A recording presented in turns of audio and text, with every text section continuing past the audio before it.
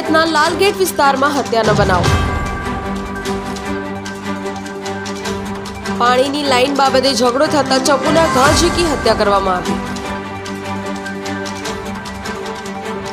27 વર્ષીય અફઝલ પટેલની કરવામાં આવી હતી હત્યા. શહેજાદ મોમીન અને એઝાઝ મોમીન હત્યારાઓ મળી કરી હત્યા. હત્યારાઓ હત્યા કરી ફરાર. લાલગેટ પોલીસે વધુ તપાસ હાથ ધરી છે.